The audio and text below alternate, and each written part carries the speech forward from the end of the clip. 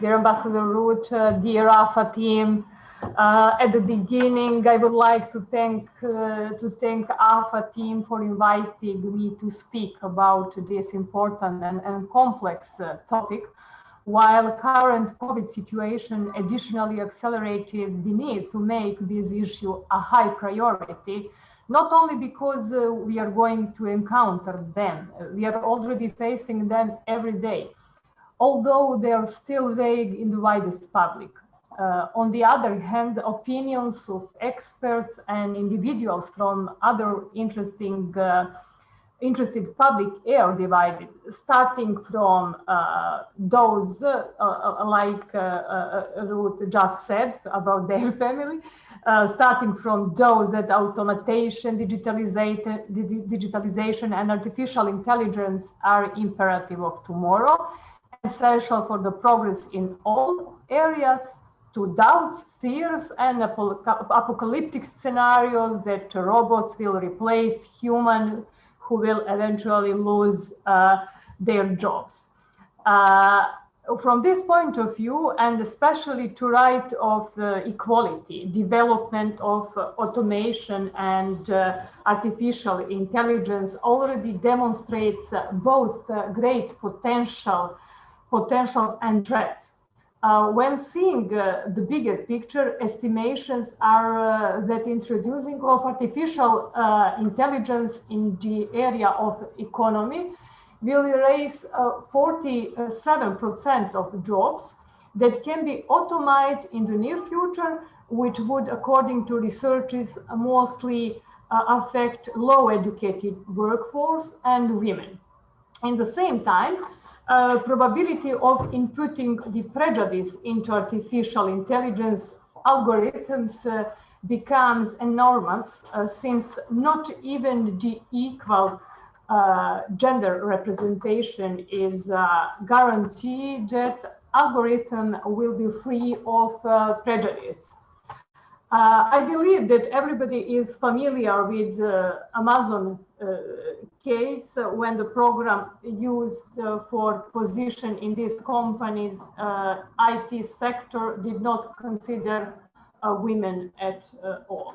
In this regard, I come across an interesting research from Israel, which covered some of European countries as well, whose results showed that if the word expert was erased from the job announcement, significantly greater number of women would apply. Therefore, we don't need automation to conclude that change of awareness and attitude to jobs is necessary when women are concerned.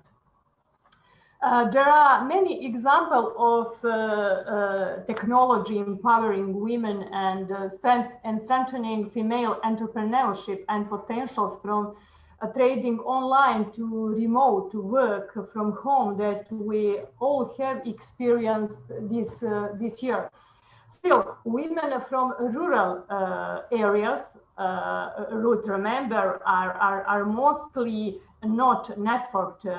They rarely have access to improve their skill or finance, and I think that real systematic support is missing in this area.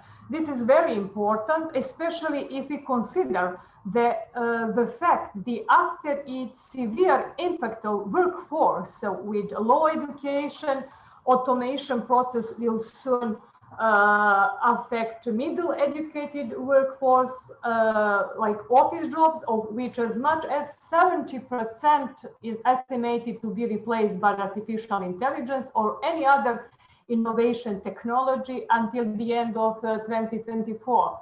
On the other hand, these are pre-pandemic estimations. Maybe the virus managed to slow down or accelerate the automation as well. We will see about that very soon, I think.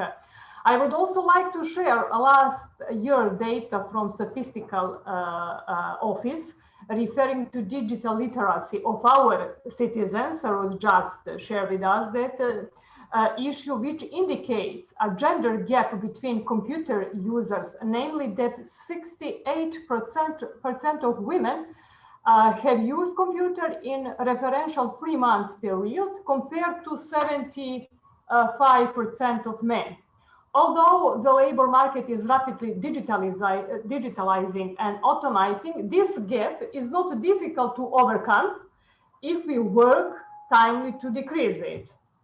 I will refer to a matter we are all aware of, that artificial intelligence systems have almost unlimited potential for spreading of hate speech, discrimination, fueling the prejudice, and also a hyperproduction of fake news, automated bots, etc. Next panel will shed more light about that. In the same time, these systems today represent a part of controlling mechanism for elimination of hate speech in social media and online in general. Although it's not to be expected from algorithms to be sufficient in recognizing everything, they're still valuable tool and help. I was personally introduced to such example in Italian equality body 2 years ago, where they have a system which recognized discrimination on several given ground, sex, sexual orientation, disability, migrants, etc.